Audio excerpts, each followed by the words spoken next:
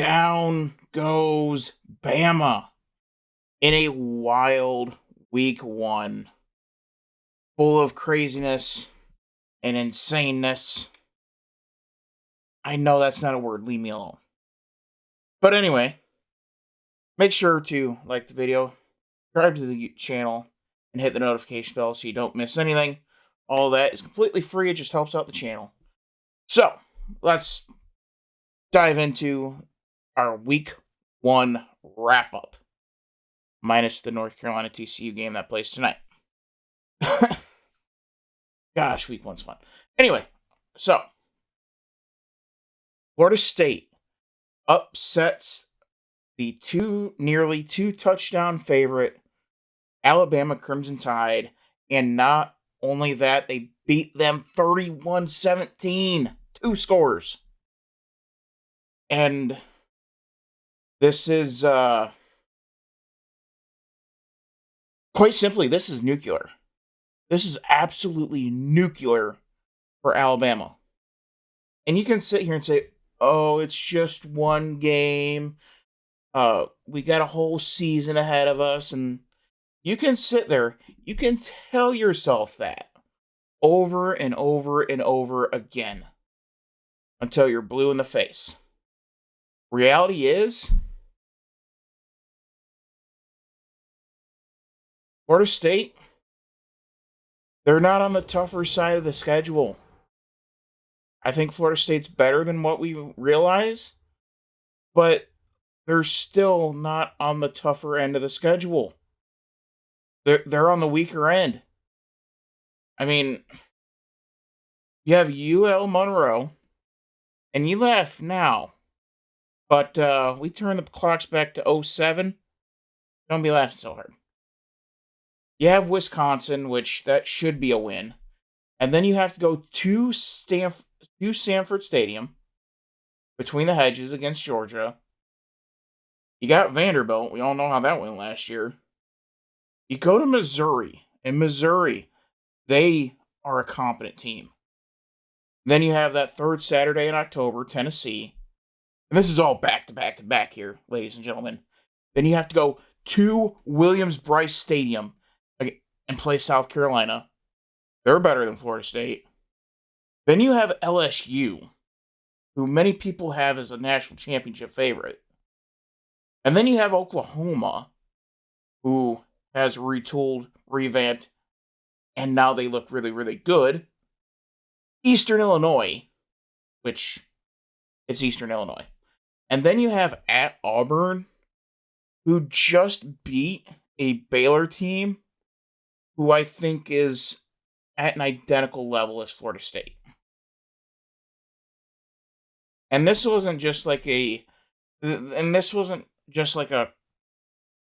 oh, Florida State got lucky at the end kind of situations that we see. No. Florida State dominated the trenches. Alabama could very well look like Florida State of last year. That there is serious problems on that in the trenches at Alabama.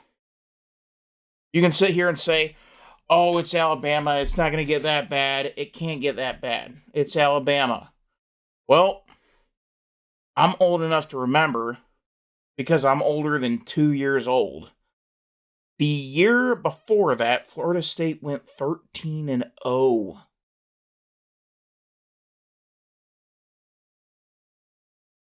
They play like they did against Florida State.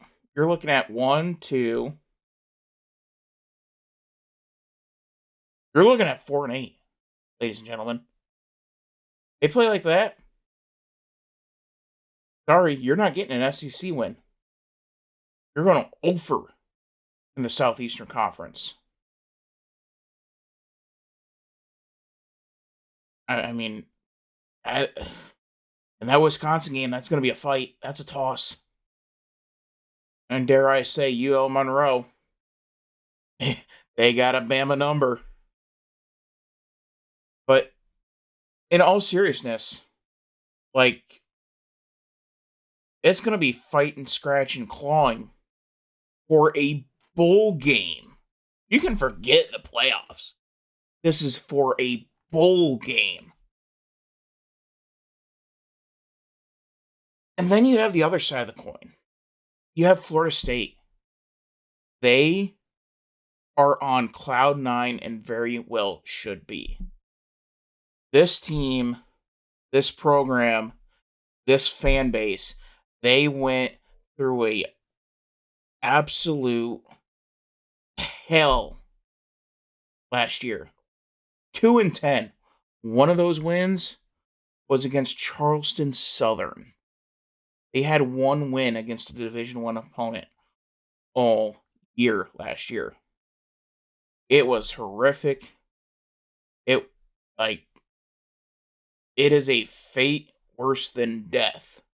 See your team be that horrific. And now they have beaten Alabama. And they're on cruise control all the way until Miami. And they get Miami in Tallahassee. And then they have Pitt in Tallahassee. Stanford, Wake. And then they have to go to Death Valley, to Clemson. And you got Vatech, NC State. And then they have to go to the Swamp. So, you're looking at somewhere between 10-2, 11-1. At the very worst, 9-3. I mean, this set up Florida State to have a legitimate run in the playoffs, have a legitimate run at the playoffs after being 2-10 1 year ago. I mean, this is gonna be one of the best college football stories in the country, down in Tallahassee. Look out for Florida State.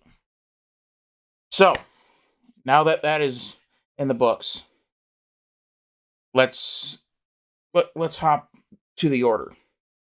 So we have Ohio State, Texas.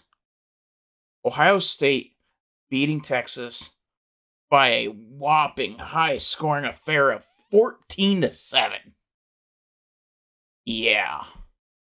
This was a defensive clinic. Don't get me wrong. Both defenses are absolutely elite. But when you look at Texas, oh my goodness gracious. Arch Manning looked like this was the first time he had ever gone under center. He was nervous. He was seeing ghosts. I expected a little bit of this, but not to this degree. Now, Windsor and Baxter, they did a good job backing him up with the rushing game. Between the two of them, they got 120 yards. But oh my gosh, I did not realize that. I'll talk about that in a second. But I mean, Windsor and Baxter did a good job backing them up on the run game. But Arch just looked uncomfortable. He looked nervous. Now, when we got later into the game, once we got to the fourth quarter, and Steve Sarkisian had to let it loose, Arch got a lot more comfortable. So, yeah, I'm a little nervous if I'm a Longhorn fan, but it's nowhere near the Bama panic. Now, I will say there is a bit of concern to be had because their schedule. Because again, this Longhorns team, it's championship or bust. They do have San Jose State, UTEP, and Sam Houston the next number of weeks. And then they go to the swamp. And if DJ Lagway is healthy and Florida, I do believe that they will be undefeated. Let's see what. Okay, maybe not. Never mind. Uh, it would be a miracle. They go to LSU and then to Miami, and then they come home to Texas, and then they go on the road to Texas A&M. Oh my goodness, that is brutal. That is absolutely brutal.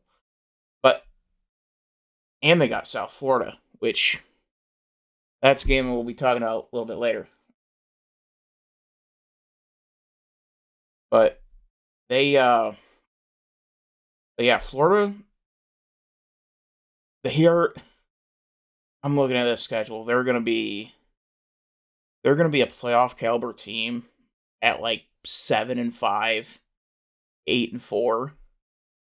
I mean, 9-3 would be incredible for them. But yeah, I mean, Florida's not going to be a slouch. Oklahoma, they're back on the road to Kentucky. Mark Stoops, he's always good for an upset a year. And then you got Mississippi State, which that's whatever. Vanderbilt, they're not Grandpa's Vanderbilt. Then they got to go to Athens. Then they got Arkansas and then A&M. So they lost their safety net. They got a bit of a gauntlet to run with Florida, Oklahoma, Georgia, and then A&M this year. So they used up their mulligan, and that's what I gotta say about that. Now Ohio State, they're set up really nice now. They still have that safety net for an upset that will undoubtedly be coming at some point this year. They do have a couple cupcakes in Grambling and Ohio. And then they got to go to Seattle to play Washington. That team is good. Minnesota is Minnesota. Then they got to go to Champaign. Brett Bielema, he's a Buckeye killer. All those times that Wisconsin was good and competing for Big Ten titles and beating Ohio State every time they went to Camp Randall. Yeah, that was Brett Bielema. Then they got Penn State. Luckily for them, they get them at home. And of course, that final game in late November in the big house. We all know how that has a tendency to go over the last half decade. So they got a little bit of a cushion still. Odds are they are going to use it. But yeah. Congrats to the Buckeyes. And then let's talk about this Tiger Bowl here. Actually, before we get to the Tiger Bowl, the Buckeyes. Julian Sain, he looked comfortable. He looked comfortable, had some drops. Jeremiah Smith didn't play very well. He did get 6 catches though, but they were all kind of short dink and dunk passes. But yeah, Ohio State, they're going to be fine as far as the quarterback is concerned. Now, the big concern that I have, and still do, they only rushed for... Now that math's not adding up. I have an incomplete box score. Peoples ran for 20. Where's the other part? Oh, who was it? Gosh. CJ Donaldson.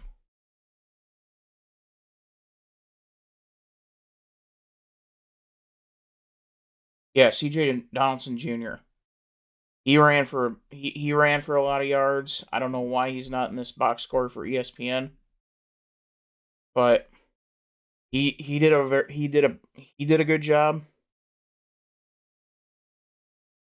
But 31 of 89, that is less than 3 yards. That needs to be addressed. That needs to get better if Ohio State is going to run this Big Ten gauntlet, especially in that game in late November.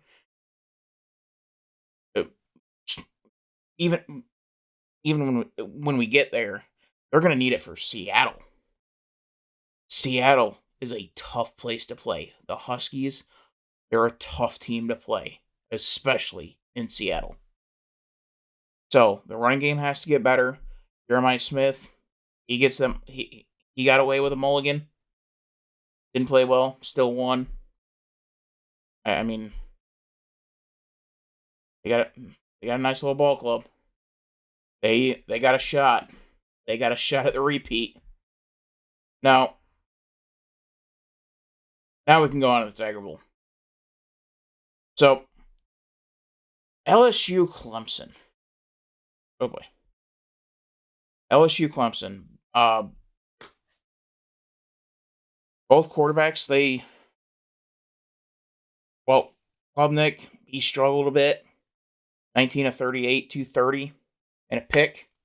QBR of 31. And then you have Garrett Nussmeier. He played much better. But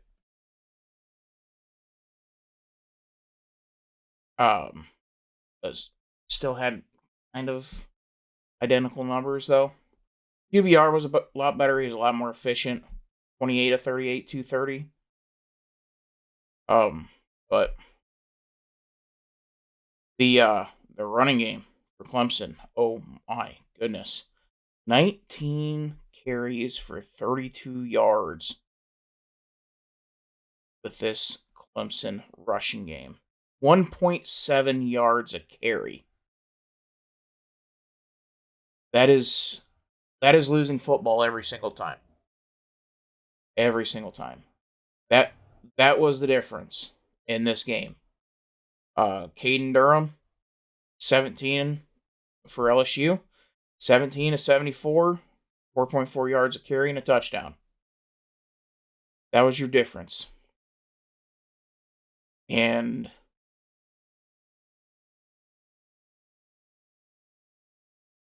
yeah, I mean,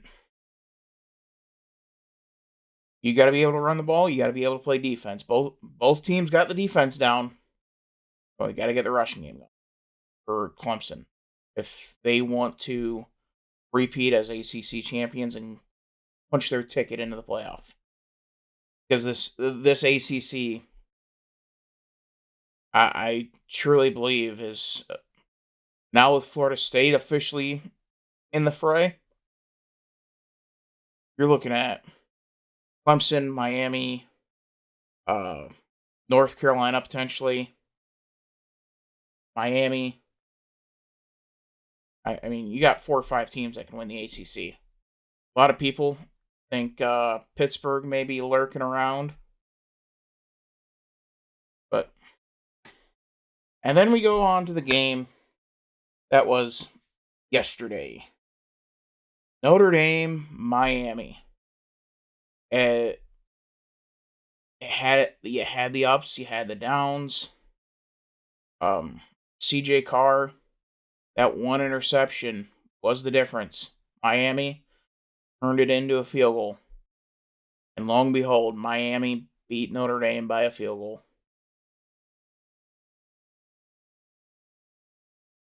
CJ Carr in his first start on the road, 19 of 30, 221, 7.4 yards per completion, 2 touchdowns and a pick. Running game, pretty good, 93 yards on 28 carries. Price and Love did very well. CJ Carr, he did some running around as well. Impressive. He's going to get better throughout the season. Notre Dame's got A&M next week, and their schedule doesn't ever let up here either. Holy cow! A&M got Purdue, Arkansas. Who knows? Boise. We now know what they're about. NC State isn't a slouch. USC is going to be an interesting game. Boston College with Bill O'Brien. That's not going to be something to sneeze at. Navy. Who knows what we're going to get out of Navy? They got a quarterback that can throw, and I think his name's Horvath. At Pitt, Syracuse, they're always a pesky team, and then you got Stanford. But CJ Carr played very, very well, especially on the road. The environment was a bit more hostile than I was expecting. So, Notre Dame, no reason to hit the panic button. Just, it's fine. We're going to lose some games, but it's fine. And then Miami, they are officially in the fray. And their schedule isn't quite brutal. You just have that stretch in the middle. You got that back-to-back in the middle with Florida, and then at Florida State back-to-back. That's gonna be your pretty much your test. You got SMU on the road, and then after that, you're gonna be all right. So this could be a very magical season for Miami if Carson Beck continues to play the way that he did Sunday night. So Miami looking good, Miami. Looking good. And then the other game that happened yesterday, South Carolina, Virginia Tech. I mean, Lenore Sellers, he's a baller. He's an absolute baller. The running game needs to be a little bit more efficient. 37 carries, 119 yards, 3.2 yards a carry, and a touchdown. Get that to about 150 on 37 carries, and you're sitting solid. Vatek, if there's any fans left, RIP. I got nothing else on that. So the other game that needs to be addressed. So Boise being that group of 5 is not going to happen. They look completely and totally lost throughout the game. Gentry was, turns out, very, very, very, very, very important in Boise State's little run. Madsen did not look good. The Boise quarterback, 26 QBR rating. 26.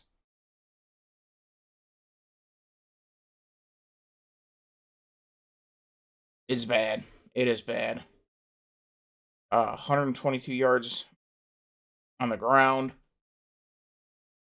Yeah, it's well, it was fun while it lasted, Boise. It was nice to have a little bit of a throwback last year with Boise being really, really good. But that time is over. Now, I would be remiss if I didn't mention good old Michigan. Beat New Mexico 34-17. A little bit closer than what you would expect. But Bryce Underwood, first game, true freshman. Really solid. 21-31. 251. 8.1 yards per completion. And a touchdown. But the real star in the maize and blue is that transfer, Justice Hayes. 16 carries, 159 yards, nearly 10 yards per carry, and 3 touchdowns. Now, I get it's against New Mexico. They're going to get a real test this weekend. under the lights in Norman. It's gonna be a fight, no question. So, but Bryce looked good for game one. Gonna get a true test next weekend. I think I'll have that pick later on this week. But yeah, Bryce, you look good. You look good. So, oh, nothing to write home about, but played good. Then the other new starter in the in my inner circle, I guess I would say, Gunnar Stockton. I get it; it's against Marshall, kind of, kind of something to laugh at, but nonetheless, 14 to 24, 190, and 2 touchdowns. QBR rating of 99.1. All right. Love to see that as a Dogs fan. But my big concern, and it's still going to continue to be a concern, is the running game. We cannot be relying on Gunnar Stockton be carrying the rushing load. 10 carries, 73 yards, 2 touchdowns. Great game by Gunnar. Great game. No question. But if we're going to run this gauntlet at the University of Georgia, you need production out of Dwight Phillips. You need production out of Nate Frazier, Chauncey Bowens. You need production at the running game, in the running game, by the running backs. It has to happen. So, then let's see.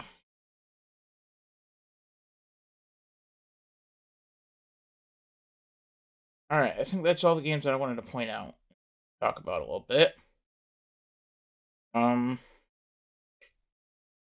Yep. Okay. So that is all that I have for you today. I'll be back later this week, and I'm not gonna do the whole separate videos for the games. I'm just gonna do one. I'm just gonna do one video for that since there's just so much to do on this channel. So much needs to be done. So little time. Although I might carve out a special one for Michigan, Oklahoma next week. There's actually a few of them that is certainly worth talking about. So we'll get into all that next week. But I'm Dylan Hildreth. This is the Hildreth Media YouTube channel. Make sure to like the video, subscribe to the channel, and hit the notification bell so you don't miss any football, racing, true crime. We're doing it all here. We're doing it all. Until next time, see ya.